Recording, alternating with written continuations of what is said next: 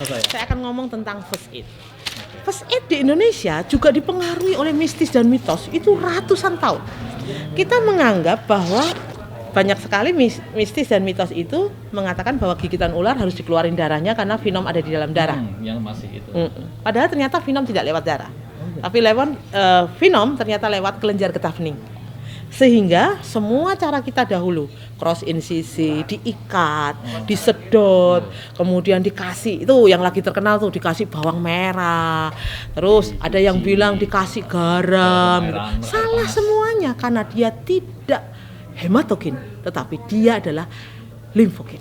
Pengaruhnya di darah ada nggak? Nggak ada. Jadi karena kesalahan aja. Nah, jadi pada waktu limfogen, maka yang terjadi adalah ketika kontraksi daripada otot-otot kita itu, dia akan mengaktifkan pumping dari kelenjar getah bening. Pumping itu yang akan membuat venom tadi menyebar ke seluruh tubuh sehingga menimbulkan fase sistemik. Oleh sebab itu, WHO sebetulnya sudah mengajari first aid ini lama. Sayangnya baru masuk Indonesia ketika aku pulang dari sekolah di luar negeri itu. Jadi 2012 aku ini dokter pertama yang keliling seluruh Indonesia untuk ngajari tentang first aid yang benar yang disebut dengan imobilisasi. Jadi imobilisasi adalah membuat tidak bergerak otot-otot yang mengaktifasi pumping kelenjar getah bening.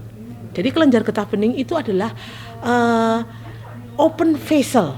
Nah, masalahnya ketika kita ini belajar biologi dari SD sampai SMA, guru-guru kita tidak pernah mengajari perbedaan kelenjar getah bening dengan kelenjar dengan pembuluh darah. Sehingga konsep kita masih perdarahan, masih jantung dengan darah. Padahal itu ketika limfogen tidak ada peran sama sekali.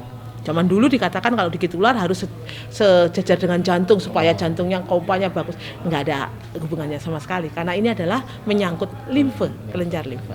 Nah, jadi kita buat tidak bergerak dengan melakukan pembidaian. Bidainya bisa pakai seperti yang saya punya ini ya, bidai gulung atau kayu. Nih ada kayu misalnya ya, atau pakai bambu dan sebagainya, dibuat tidak bergerak seperti ini ya. Nah, dibuat seperti ini, kemudian bisa ditalikan, bukan ditalikan di tempat gigitan tetapi di spaleknya. Nah, jadi spalek seperti ini kemudian ditalikan. Mohon maaf. Nah, jadi seperti ini terus ditalikan. Nah, ini adalah cara untuk membuat otot tadi tidak bergerak atau imobilisasi. Bedanya dengan yang patah tulang adalah kalau patah tulang dua sendi kan, tapi kalau gigitan ular ini adalah membuat imobilisasi untuk muscle, yaitu otot-otot rangka. Jadi dia dari ujung jari sampai ke persendian yang tidak bergerak. Persendian yang tidak bergerak kalau pada tangan ya lengan ini. Nah, kalau pada kaki ya pangkal paha. Nah, jadi dibuat seperti ini, imobilisasi, kemudian segera dibawa ke tempat pelayanan kesehatan. Ketika dia masih fase lokal, maka dia tidak membutuhkan anti bisa ular atau sabu. Kenapa? Karena gigitannya si venom cuma di tempat gigitan. Tetapi ketika dia sistemik, dia sudah mempengaruhi semua organ, maka dia baru butuh anti bisa ular. Nah, itu konsep itu juga banyak tidak dimengerti. Semua orang di Indonesia ketika digigit ular sudah ribut dengan sabu. Padahal fasenya mungkin masih fase lokal. Ketika fase lokal, dia cukup diberikan imobilisasi ini bersama obat-obat simptomatis dan obat-obat suportif saja.